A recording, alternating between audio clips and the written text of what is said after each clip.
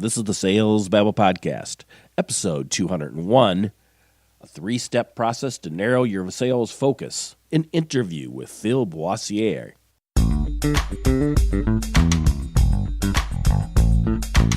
Welcome to Sales Babble, the podcast that shares selling secrets for non-sellers. And now your host, Pat Helmers.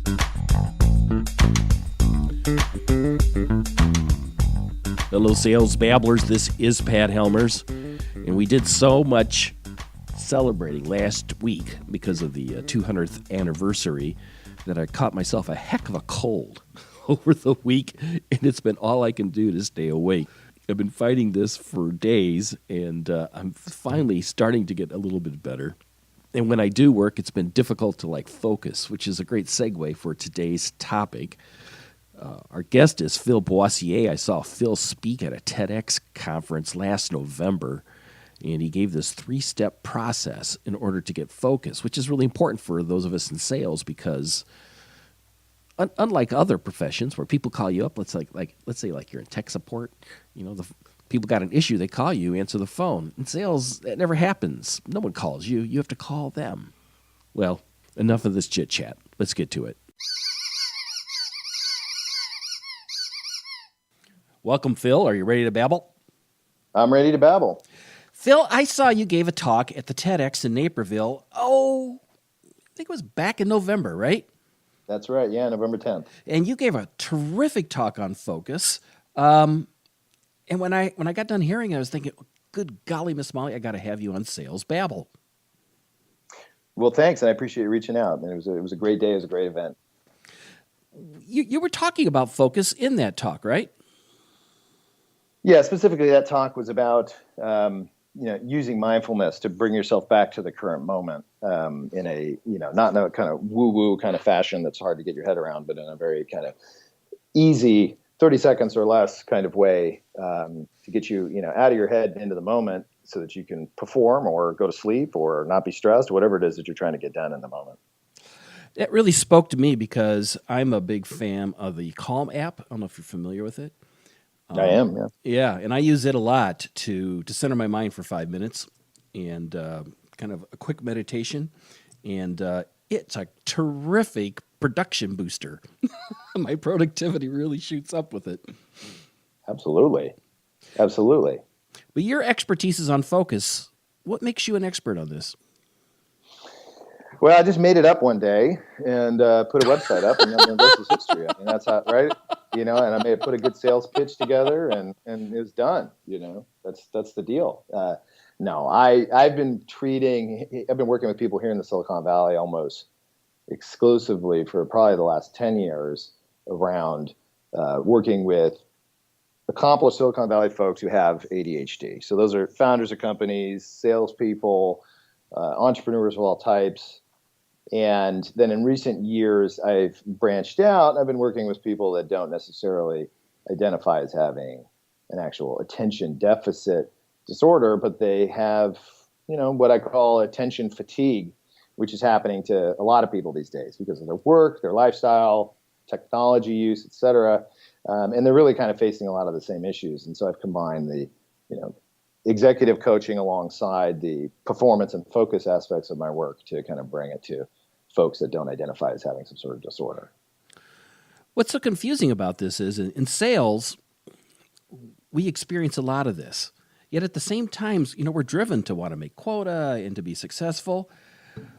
But because people don't call us up, for the most part, we got to put the effort in to get people. Why is this such a challenge for us? Well, sales is an interesting thing, and I have, as an entrepreneur myself, I started trying to sell things to the neighborhood kids when I was, kindergarten. I remember, having kids' parents come down and be like, can we get our, family stereo back that you traded for a pack of gum? So I really appreciated the, sales side of the world from a very early age.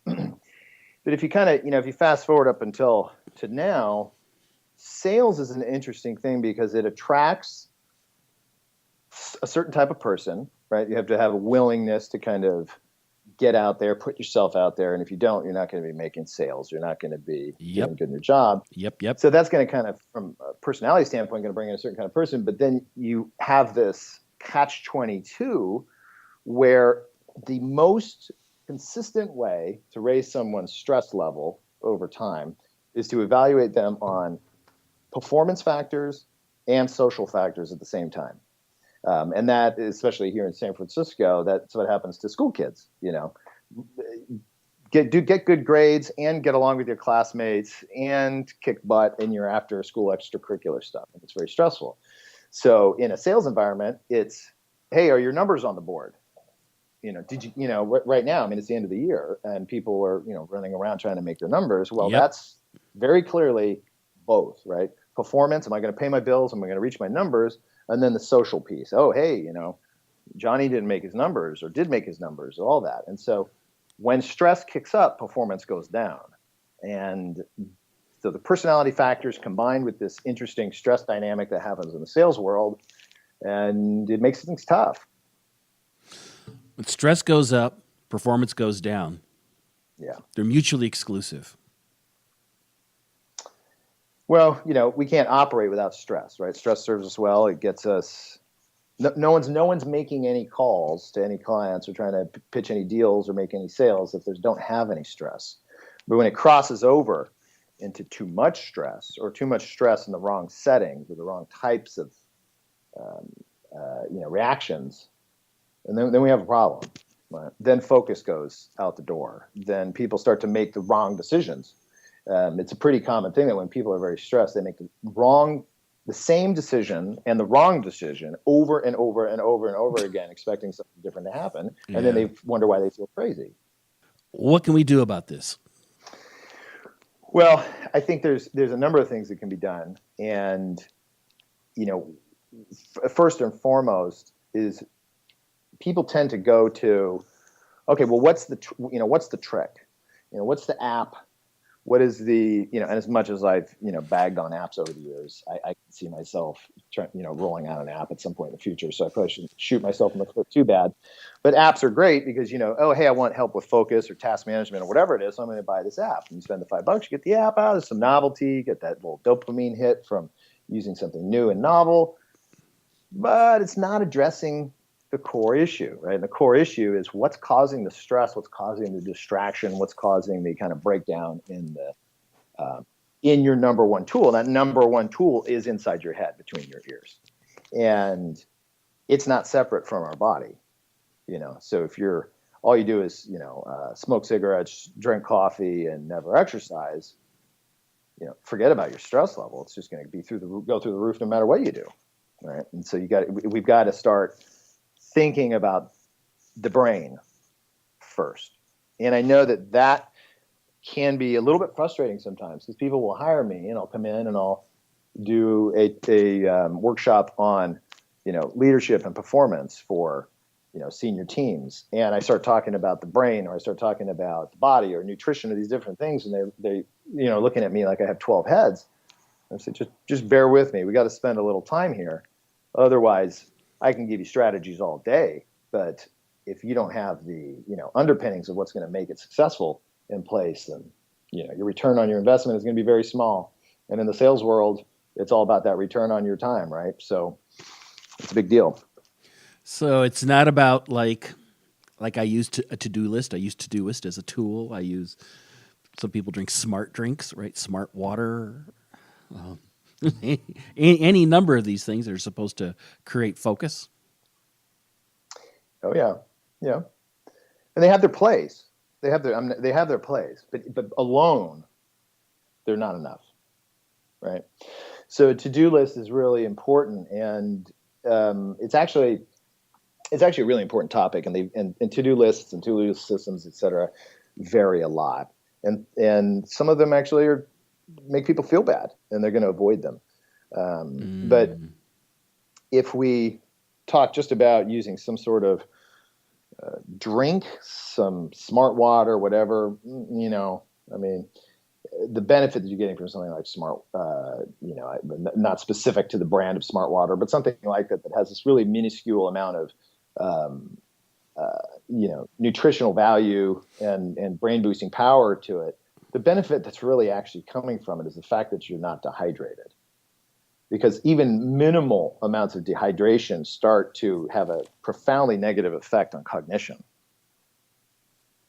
The ratio, you have to pull them up, but the ratios are crazy. It's something like for every 1% of dehydration, your cognition drops by like 5%. Interesting. I didn't know that. Yeah. It's incredible. So maybe you could give us a list of some, I don't know, half a dozen things, maybe 3 things, maybe it's one thing that we can do to boost our ability to focus and be productive when selling. Yeah, absolutely. And I'm sure that is kind of exactly what your listeners are, sitting there, those that have their, pen and paper out there, like, okay, what's the answer, right? People still want to know the answer. Number 1, number 2, number 3. But, it's easier, like if we think about this as like a sales interaction, right? You walk in somewhere blind and just start pitching, you're not going to, your probability of closing the deal is not going to be very high, right? So What do you want to do? Well, you want to find out the person's situation and their story and, how does this relate and what's in it for them and the whole thing. So if I were to turn it back to you and I were to say, okay, what are the environments or situations where sales folks struggle the most? And then from there, I can just, layer all kinds of things on top of it. And I think it'll be a little bit more referent. Okay, let's take a specific example. We have a fair number of people listening to the podcast that are sales development reps, SDRs. Okay. And their job is for the most part to pull up a lead in the CRM and to cold call them and to try to set an appointment for a closer. Okay. They're making tons of calls all day long. And they've probably got to put a fair amount of data into the CRM, depending on how the call turns out, right? I couldn't find Mr. Smith, but I talked to Mr. Jones instead, and Mr. Jones said Mr. Smith is not that. Or I left Mr. Smith another message, and this is the voicemail, but he hasn't returned it. I sent him an email. Da da da da. It's that's a stressful job, right? Because you're having to reach out, get uncomfortable. You're also having to kind of set an appointment, collect information, hand it off to someone that's going to, try and drive this thing home. Yeah, that's stressful, right? And so, what have you heard come through from folks about in that role, in that SDR role? Where's the struggle? It's monotonous. Picking up the phone? It's monotonous. Okay? So the monotony, right? The let's say someone's able to get over the hump of being able to make those calls, which is, if you're going to be successful in the sales field, you better get over, making those calls or find a way to be able to make those calls quick, or you're not going anywhere in the field, right? Right. But if we back things up, and we say, so this person's coming in, they're showing up to the office, and they're going to try and make, their 100 calls that day, and there's eyes on them. And increasingly, more and more, right, with all these kind of metrics and CRMs and the rest of it, they could be watched, right? Are you performing? Are you making the calls? Are you doing these kinds of things? Well, when our stress level goes up, cortisol is released, which is, it's an important hormone. That, it's what wakes us up in the morning. It's what helps us, run from the tiger that's chasing us. All these different things. It's really important. But when it builds up and you have too much of it over time, it very quickly starts to affect our performance. And the very first thing that people notice is their memory. They think something's wrong with my memory. Man, I just can't remember things. I can't remember this, can't remember that. And that's the last thing you want to be doing if you're trying to do something tedious and complex, like pull together a bunch of information. And then just falling right on top of that comes, inability to concentrate, poor judgment, seeing only the negative, right? And if you're only seeing the negative in sales, you're shooting yourself in the foot. Getting easily distracted. Squirrel. Oh, yeah. Squirrel. Right. And so what drives some of that stress is what people are doing to take care of themselves, but it's also what you think about things, right? So if you are, if you are wrapped up in your head worrying about your performance, or worrying about, is this person going to answer, or am I going to get the appointment, whatever it is, you're actually lighting up the wrong part of the brain. And I spoke about this in the TEDx talk, 30 seconds to mindfulness, that you were there for, is that, I spoke about it when we label things with adjectives and subjective descriptors, the emotional part of the brain lights up. And that's not the part of the brain that we need to light up when we are trying to focus and get something done, right? Because the brain will move resources around, right? Oxygen, blood flow, all this kind of thing will move around based on the part of the brain that needs it. And once that emotional stress reaction kicks in, got to get a handle on it. Otherwise, your focus is going to go down. How can we get a handle on that? So when it comes to getting a handle on it, it's really the easiest way to think about it is it's twofold. It's one, what's going on with the hardware, right? So what's going on with your brain and your body. And I'm not, for folks sitting out there who are now plugging in their ears saying, well, this is nonsense. I've been in sales for 40 years and, I don't even ever leave my desk. This isn't about your body. This is about your brain, right? So from an evolutionary perspective, movement, what we eat, et cetera, was for our brains first, not for our body. So you can look however you want to look, but I'm here to help you kind of tune up your brain. So having the hardware in place, right? If you think about your brain as your enterprise software, you're going to make sure you're running good stuff. Next is the interaction that thoughts have. And thoughts can really kind of get away from us when the hardware isn't running correctly. Just like if you're trying, when you let your phone get overly loaded with apps and photos and videos, and then you can't even send an email in front of a client and you're embarrassed, right? That same thing is happening inside your head. So it starts with, what is my routine? What are the things that I need to do on a daily basis to make sure that I'm recharging this most valuable tool that sits between my ears? And then and then the second piece, which I talked about just a second ago, what do I do in the moment when this starts to happen? Or I feel like I can't focus, or I don't want to do this, or whatever it is. How do I overcome that? And so when you combine those two things and you practice with it, you get good at it, and really this stuff's not complicated. It's just something that people don't talk about. You then are coming to the game ready to play. And you're coming to the game with a playbook that you can execute as things change throughout any given day in any given situation. Like, for example, a friend of mine is the chief technology officer of a massive company in China. And he's given a presentation for a whole room of very staunch, quiet businessmen. And he has to present this new technology initiative that they're trying to roll out. And the whole thing crashes. And while his team is sitting there trying to get it up, he's standing there in front of this boardroom with, huge, vistas of Hong Kong in the distance, and everyone's staring at him. The team's sweating bullets. They're about to have panic attacks and freak out or start diving off the roof. And he's just cool as ice. It's like Don Corleone standing up in front of the room. And afterward, they're like, what, how did you do that?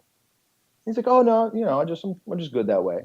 But what he was doing was the 3x3 method, the 30 seconds to mindfulness stuff. Staring at the group, sitting there, keeping his mind and his body in check, and through working on his thinking and his breathing. Why don't you tell us the 3x3 method? Well, the 3x3 method is, I think if we think about it within the context of sales, what is the number one thing that everyone is usually on everyone's mind in the sales business? It is making sales, right? It's performance. It's advancing those deals. That's right. It's taking them from, from a lead to a phone call to a presentation to some paperwork to an actual purchase. Right. So a lot of it is future oriented. And now let's say it's January 2018, and you had the unfortunate circumstance of not hitting your numbers in December for 2017. You're going into 2018. You're feeling kind of bad. You still have to be future oriented, but you're kind of worrying about this stuff in the past, and you're sitting at your desk. It's the second week of January. You haven't got a dang thing done because all you're doing is sitting there worrying about the future and the past, and you just want to leave, or you just want to get on your phone, or you just want to check out, right? If you use the 3x3 method, which is something that I developed for myself out of experiencing stress in the same way, you can calm your brain, you can calm your body, you can bring yourself back to the moment, and you can execute on tasks very quickly. And very simply, the way it works is that we hear a lot about breathing. Breathing is very important, right? We don't breathe, we're going to die. Well, right. Right. When we become stressed or anxious or tense or whatever it is, our breathing becomes really shallow. So breathing is important. The issue is that you can regulate your breathing, but if you want the biggest impact, you have to also regulate your thinking. And what I found through wearing heart rate monitors and practicing on myself with numerous different techniques was that by combining the naming of a physical object in the environment, something just totally could literally be anything, but not, that's a lamp, that's my desk, that's a painting. When you say the name of the object in your mind, obviously, so you're not, look like you're coming unhinged in the office, and you take a deep breath at the same time, you can't do two things at once. Your brain cannot do two things at once. It's a misnomer, right? So if you're naming the object, you're pulling yourself back to the present place where you are. And when you're taking the breath, you're calming down the nervous system. And so you simply do that 3 times. That's a lamp. Take a deep breath. That's a painting. Take a deep breath. That's my desk. Take a deep breath. And it seems really overly simple because it is overly simple. And I've never, and this isn't bravado or, so I'm not trying to be, hyperbolic, but I've never had anyone try it and say, oh, that's garbage. It didn't work.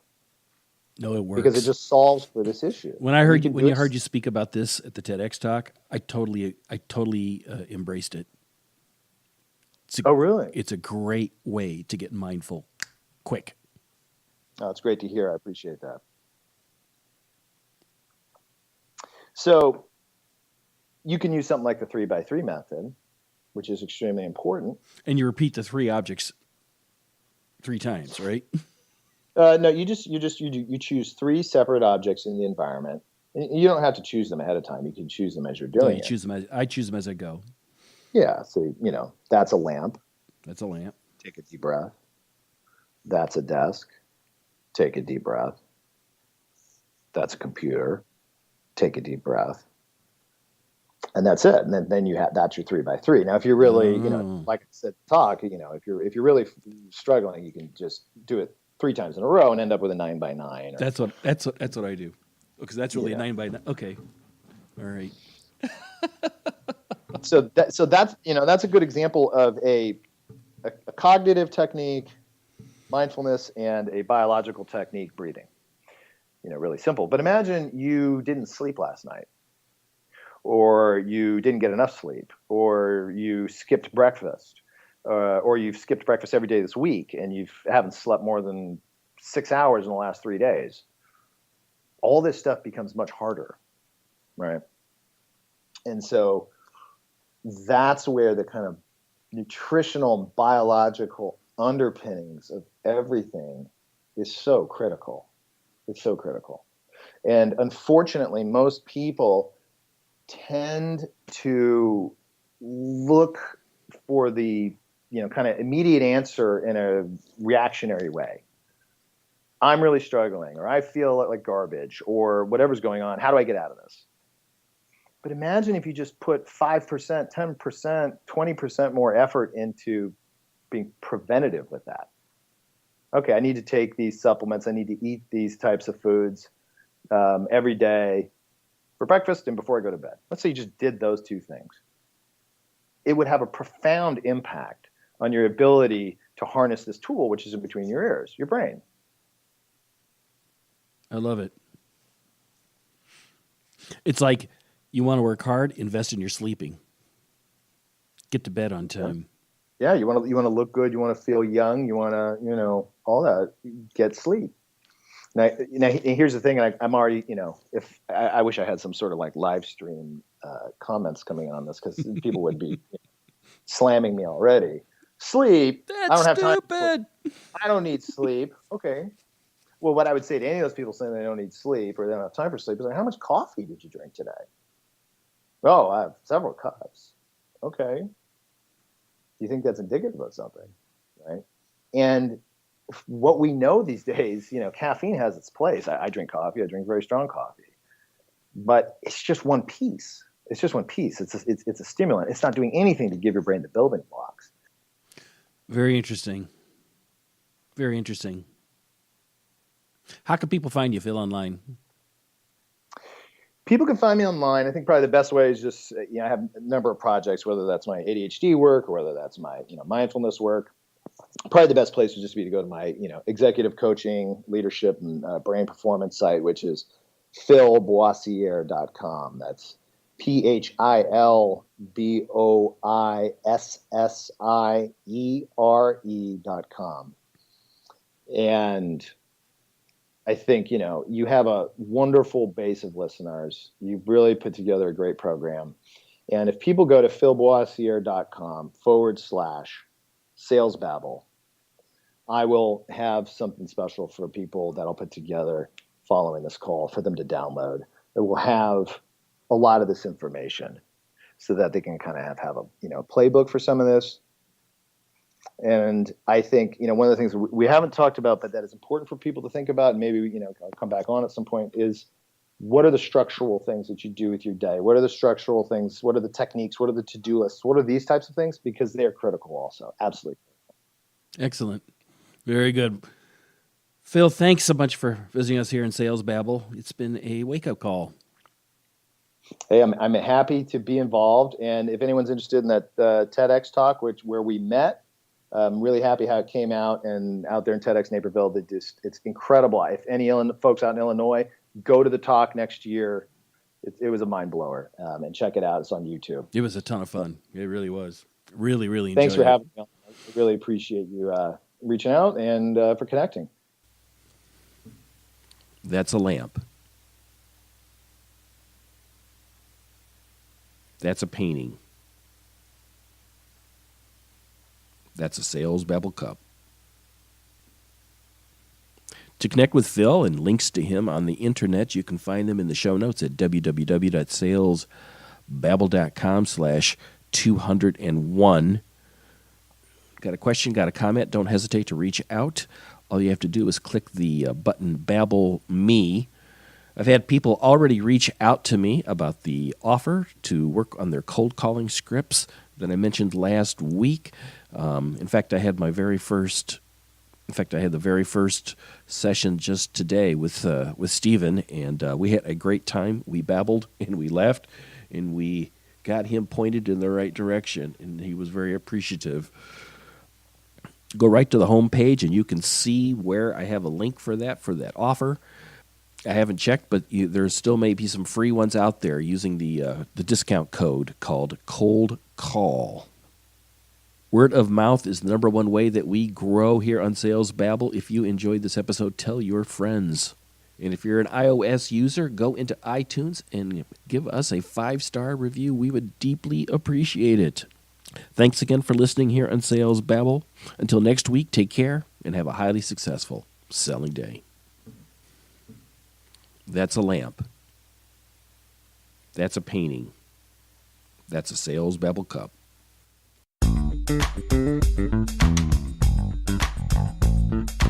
Thank you for listening to the Sales Babble podcast.